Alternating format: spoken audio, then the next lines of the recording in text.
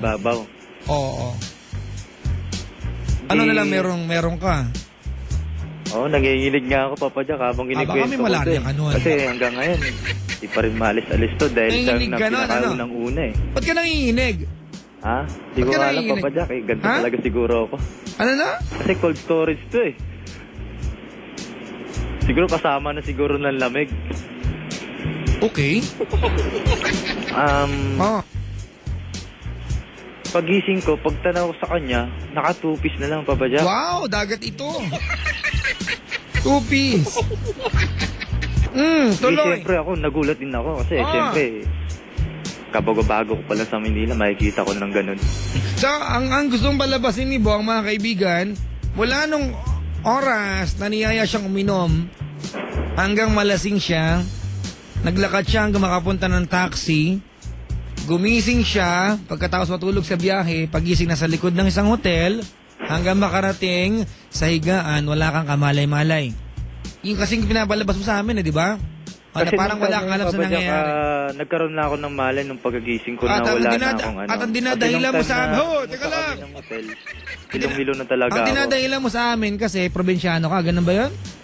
Opo, laki probinsya po kasi ako eh. So ibig sabihin, pag probinsyano ka, ganito mangyayari sa'yo? Sorry ka ba, pero para kasing sinungaling dating eh. Ganun ba, Kabadyak? Okay lang naman yung kwento, pero yung ipalabasin mo sa amin na wala kang kamalay-mali all throughout na parang gumising ako, wala na akong, parang hindi totoo. Kasi sabi nyo nga, taga-probinsya, di ba? Oo. Ay, nung time na yun kasi, Papa Jack, talagang hilong-hilo ako nung time na yun eh. Sige, kunyari, tapos? Tapos, nung time na nakita ko siyang naka-two-piece, sabi ko, bakit ganyan yung suot mo? Tapos, nilapitan niya ako. Tapos, nung nilapitan niya ako, hindi nagdalawang isip, Papa Jack, nalikan niya na kagad ako.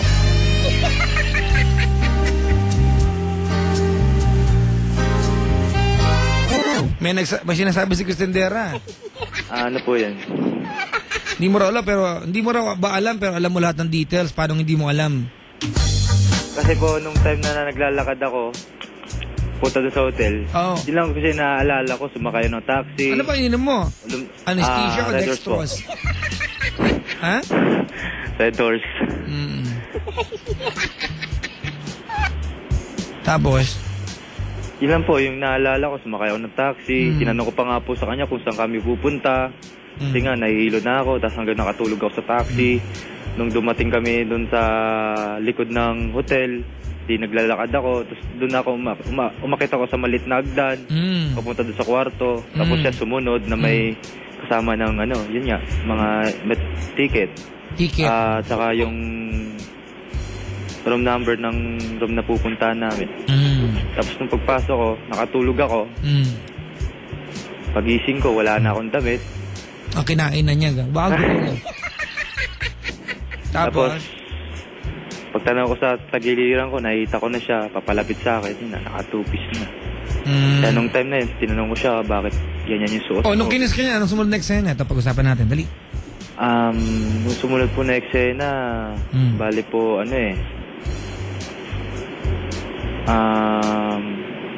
pumatong sa akin. Ay!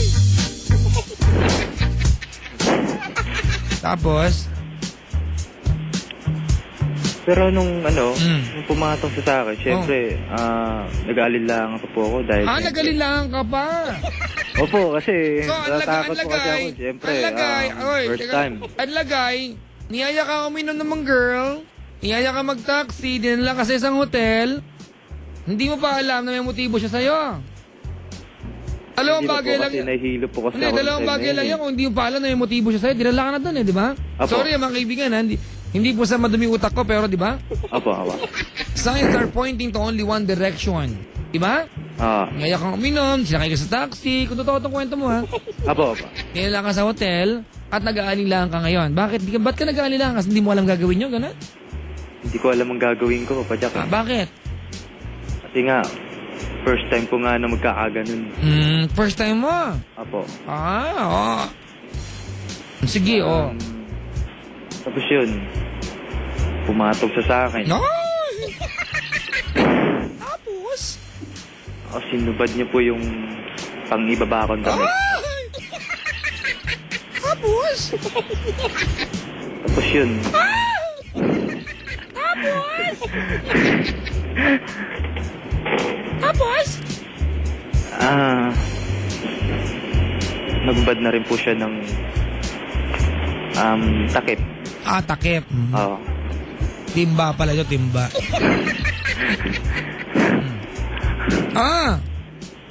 Tapos? Sinubad ko na rin yung pangalawang pang-ibaba ko po. Ikaw nagubad. Opo. Okay. Anong ginawa niya sa'yo?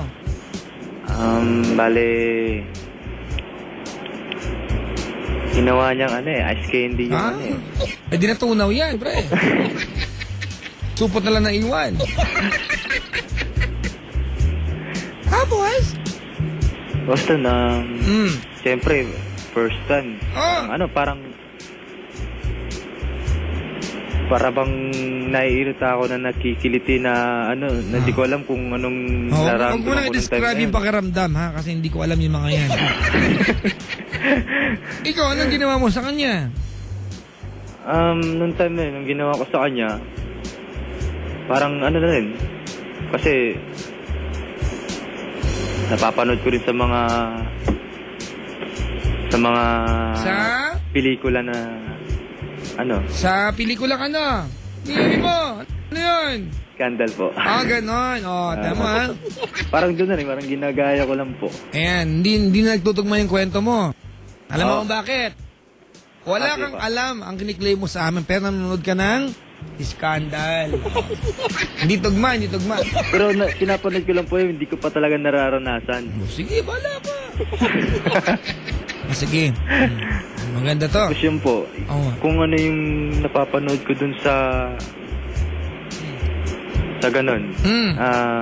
Yun po yung ginawa mo? Ginawa ko sa kanya. Ano nga napapanood mo? Suntukan, ganon? Sige na, sumumpa ka na. Ako po si... Bong. Na taga Malabon. Na ngayon ay... Susumpa. At nangangako. Na hindi na ako. Kahit kailan. Tatawag kay Papa Jack.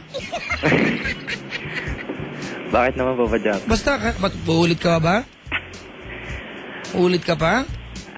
Marami pa sana eh. Huwag na. Ano ka ba? O kaya naman. Marami kang color yata eh. Diba? Sige. Tatawag kay Papa Jack. Sumpaman. Superman. Suman. Gulaman. Gaman. Ayan. Salamat sa pagtawag, ha? Thank you, Bong. Good morning, Bong. Ayan, mga kaibigan, si Bong, mga kapatid. Papa Jack, magaling na scriptwriter yan. Sabi ni Milski, yan.